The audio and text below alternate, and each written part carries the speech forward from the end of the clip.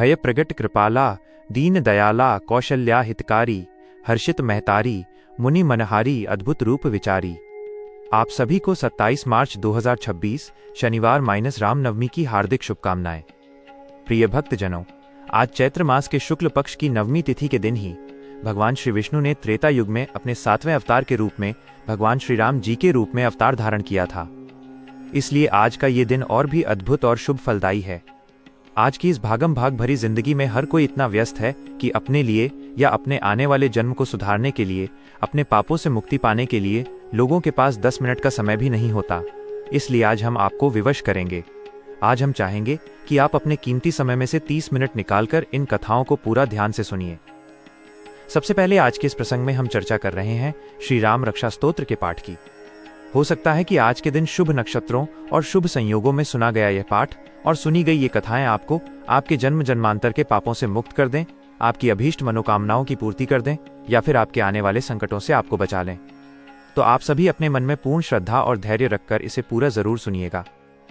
श्री राम रक्षा स्तोत्र ऋषि बुद्ध कौशिक के द्वारा रचित एक ऐसी दिव्य रचना है जिसमें श्री राम की भक्ति के साथ ही भक्तों की पूर्ण रूप से रक्षा करने की कामना की गई है।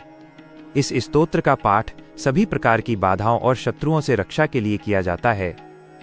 नवग्रहों के कुप्रभाव से बचने के लिए भी ये अचूक है। वैसे तो इस पाठ को प्रतिदिन करना चाहिए, लेकिन आज रामनवमी के दिन इसका विशेष फल मिलता है। इससे मनुष्य भयमुक्त होता है, वाणी शुद्ध होती है और बच्चों को लगी बुरी नजर दूर हो जाती है। घर की नकारात्मक ऊर्जा और वास्तु के सभी दोष इस पाठ के स्वर से नष्ट हो जाते हैं। इस मंत्र के रचयिता बुद्ध कौशिक ऋषि हैं। माता सीता और श्री रामचंद्र जी इसके देवता हैं, जो धनुष बाण धारण किए हुए हैं, बद्ध पद्मासन की मुद्रा में विराजित हैं और पीतांबर पहने हुए हैं, जिनके नेत्र कमल के समान सुंदर हैं। उन अजान बाहु जटाधारी श्री राम का हमें ध्यान करना है। श्री रघुनाथ जी का चरित्र 100 करोड़ विस्तार वाला है, जिसका एक एक अक्षर महापापों का नाश करने वाला है।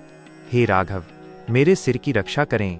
हे दशरथ के पुत्र, मेरे ललाट की रक्षा करें। हे कौशल्या के पुत्र, मेरे नेत्रों की रक्षा करें। इस कवच को धारण करने वाला भक्त दीर्घायु, सुखी, पुत्रवान और विजयी हो जाता है।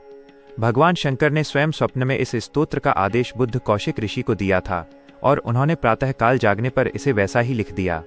राम राम का जप करने से यमदूत भी भयभीत रहते हैं और मनुष्य समस्त सुख संपत्ति प्राप्त कर लेता है। पौराणिक कथा के अनुसार अयोध्या के महाराज दशरथ को जब पुत्र रत्न की प्राप्ति नहीं हो रही थी, तब उन्होंने महर्षि वशिष्ठ के निर्देश पर एक विशाल पुत्र कामेष्टि यज्ञ आयोजित किया। इस यज्ञ के समापन पर अग्निदेव स्वयं प्रकट हुए और दिव्य खीर का प्रसाद दिया।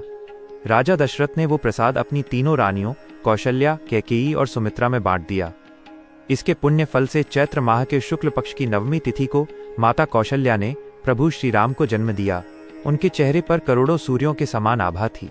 इसके बाद भरत, लक्ष्मण और शत्रुघ्न का भी जन्म हुआ और पूरी अयोध्या नगरी खुशियों में झूम उठी। देवताओं ने आकाश से पुष्प वर्षा की और ऋषियों ने मंगल गान किए। लेकिन भक्तजनों, इस उत्सव के बीच एक अद्भुत घटना घटी। महादेव भगवान श्री राम को अपना आराध्य मानते थे।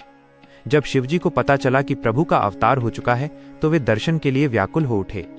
वे माता पार्वती से बोले, हे पार्वती, आज मेरे प्रभु धरती पर आए हैं, मैं उनके दर्शन के बिना नहीं रह सकता। पार्वती जी ने पूछा कि आप मनुष्य बनकर क्यों जा रहे हैं? तब महादेव बोले कि जब मेरे देव मनुष्य बनकर आए हैं तो मैं कैसे पीछे रहूं। महादेव ने एक 80 साल के बूढ़े ज्योतिषी का रूप धारण किया और अपने साथ प्रिय शिष्य काकभुसुंडी जी को लिया। जब वे अयोध्या पहुंचे तो वहां इतनी भीड़ थी कि वे अंदर नहीं जा पा रहे थे। तभी उन्हें काकभुसुंडी जी मिले, जो पहले से ही कौवे के रूप में दर्शन कर रहे थे। दोनों ने योजना बनाई और राजमहल के द्वार पर पहुंचे। इधर महल के अंदर रामलला सुबह से तड़प तड़प कर रो रहे थे। माता कौशल्या परेशान थीं कि मेरे लाल को क्या हो गया। तभी एक सेवक ने आकर खबर दी कि सरयू किनारे एक बहुत बड़ा ज्योतिषी आया है। माता ने तुरंत उन्हें अंदर बुलवाया। जब भोले बाबा ज्योतिषी के वेश में अंदर आए तो उनके साथ काकभुसुंडी जी भी थे। पहरेदारों ने काकभुसुंडी को रोकना चाहा, पर भोलेनाथ बोले कि ये मेरा चेला है, इसके बिना गणना नहीं होगी। अंदर जाकर उन्होंने देखा कि माता कौशल्या की गोद में रामलला रो रहे हैं। भोलेनाथ मुस्कुराए और बोले, मैया, जरा लल्ला को हमारे पास लाइए। जैसे ही शिवजी की नजर रामलला पर पड़ी, प्रभु मुस्कुरा दिए। मैया चौंक गई।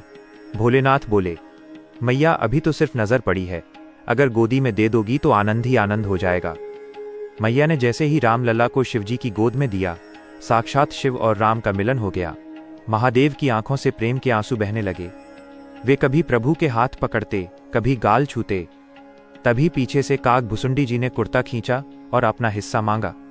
महादेव ने बहाना बनाया कि मैया मैं बूढ़ा हूं, मेरा चेला लल्ला का हाथ देखेगा तब मैं भविष्य बताऊंगा। इस तरह काग भुसुंडी जी ने भी प्रभु का स्पर्श किया। अंत में भोलेनाथ ने भविष्यवाणी की कि आपका लल्ला कोई साधारण बालक नहीं है, इनके नाम से ही लोग भवसागर तर जाएंगे। और चलते चलते कह गए कि मैया आगे चलकर एक बूढ़े बाबा विश्वामित्र आपके लल्ला को मांगने आएंगे, तब उन्हें मना मत करना। भक्तजनों, यही राम नाम की महिमा है। आज के इस पावन दिन पर हमें भी प्रभु के चरणों में अपनी श्रद्धा अर्पित करनी चाहिए। यदि आप इस दिन व्रत रखते हैं तो फलाहार करें, सेंधा नमक का प्रयोग करें और अनाज, प्याज, लहसुन से दूर रहें। दोपहर 12 बजे प्रभु का अभिषेक करें और आरती गाएं। सच्चे मन से की गई ये पूजा आपके जीवन के सभी कष्टों को हर लेगी और आपके घर में सुख शांति का वास होगा।